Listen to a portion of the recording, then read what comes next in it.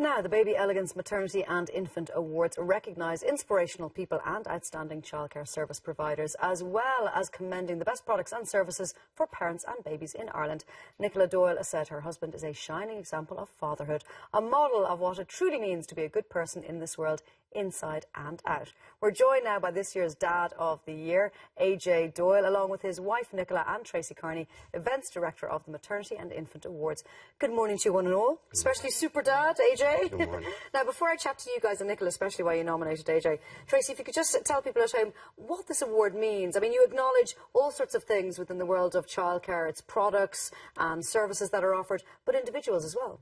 We do. We have our People Awards, and we have a wide variety of different People Award winners, from our super siblings, Mum of the Year, right through to our medical professions, our nurse, our paediatrician, and then also our parents, so our Mum of the Year and our Dad of the Year. I like that you do Dad of the Year, because often at these events it's very mum-centric. It's all about the mum. So, you know, it is important that we celebrate dads being wonderful fathers. Most definitely, and I think it's a really nice time for us to recognise people who do something extraordinary in their everyday lives, who just don't even deserve or seek recognition, but deserve it, and gives us a chance to recognise them. AJ is most definitely one of those people. I'd say you never sought recognition for anything in your life. You're a very decent man altogether. Nicola, when I read your submission, in which you described how AJ supported you through everything you've been through, I was moved to tears, and I hadn't even met you.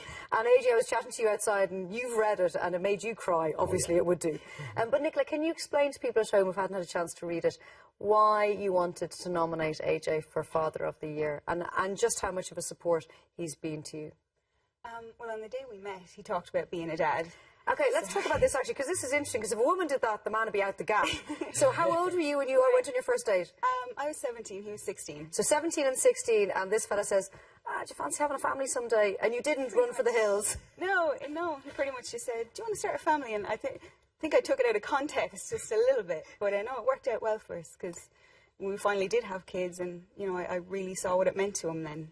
Now, you struggled when you first became a mother, like so many mothers do, and that really upset me reading in the letter how you still feel guilty. There was a moment when you were handed your newborn child. Right.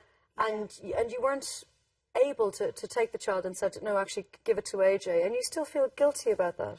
Right. I think as a mother, you know, you feel like you're supposed to know what to do and how to feel and behave. And I mean, from the moment of delivery, I just felt like I couldn't handle it, you know, but I was lucky that I had AJ right there beside me, that I could go, actually, you know what, he's equipped, because I wasn't. So you suffered quite terribly, actually, with postnatal depression. The first few weeks, the first month, AJ had to basically do everything, look after me, look after Alex, the night feeds, the nappy changes, all of it, and he was still in college at the time, so... Wow. Yeah. And it wasn't a bother to him? No, didn't seem to be. He never complained, so... And why else did you recommend him as Father of the Year?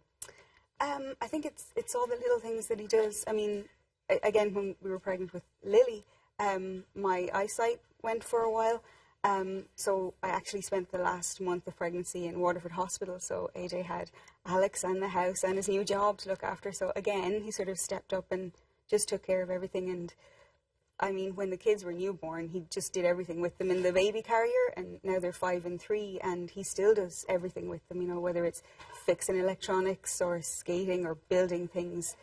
They're just included in absolutely every aspect of his life. And even in the all-boys school where he teaches the transition year boys how to be a parent. So clearly there's no getting away from it. Where does this come from? This, because it obviously was something that was in AJ from a young age, to want to be a father and to be a good father. Where do you think that comes from? Is it just part of who he is, or is it within his own family? It's definitely part of who he is. Definitely. Like, he's got so much energy and enthusiasm for life, and I think parenting is probably the most important job that there is, and it uses every single skill that you could imagine. And he just does it with such enthusiasm. It has to come from within. AJ, you've sitting through all of this going, oh, you're talking about me, I'm mortified. Yeah. But did you realise how great a support you were being to Nicola throughout all of that, or was it just second nature, that's what you do? It is just a case of that's what you do. Yeah. Like, the way we always run it is that if one of us weak, the other one is strong. It's just how we roll. Now, let's go back to that first time you went out together. What a 17-year-old boy says to a girl, except unless he's got ulterior motives and you didn't, I would like to start a family one day. I mean, you've always wanted to be a father. I think that being a dad or being a parent is the most important job you can ever have. It's the most responsibility you can ever have in life. And I've always wanted to be one. Like, it just seemed like such fun. And what do your mates think of you? Do they think, oh, geez, will you stop being such a bloody good dad? Because, you know, you really do go above and beyond. There will be women at home going, if only I had a father like that. You know, you really do commit 100% to being a father, and you love it and enjoy it. And a lot of dads, they're busy, they're hardworking, they come home, they leave a lot of it to the mother to do. But you choose not to do that. Do your mates kind of go, you know, you're giving us a bad name? No, I think, like, all my friends kind of get what I'm about, and that I love it. I know that certainly with everything we do, it's never really a gender role thing. It's whoever can do the job at the time does the job, whether that's cooking or cleaning or looking after the kids. I mean, we tap out. So if it's like, no, they're wrecking my head, it's like, okay, I'm tapping out now, you take them. That's a good system. Yeah. Tag team. Yeah. Yeah, it's working very well for you. Yeah, definitely. Because you are a super dad, and I know you hate that phrase, but what tips would you give, so there's fathers at home now, or people who are about to become fathers, what tips would you give to first-time fathers? I'd say have fun. Have fun, commit 100%, and just, I think, remember that jobs and interests, all these things, that they come and go. Your kids don't, and you will never get that time back. So engage completely and enjoy completely. I think gain that confidence. I know as a young dad, I know I certainly felt intimidated, especially when when you're out with the kids and you have a cackle of old ladies looking over going, oh, he's not doing that right. It can be quite intimidating. But I mean, it's your job. Get in there, get it done. Good advice. I love this altogether. Congratulations on your award. Is it at home? Do you have it in a place of pride? I wanted to put it in the attic, and Nick forced me to put it up on the mantelpiece. So well done, Nicola. Well done indeed, guys. It's a love story. It really is. It's a lovely love story. And I know you probably want to say hello to your two children this morning. Are they watching? Yeah. Okay. Yeah. A big hello. Who are their names are?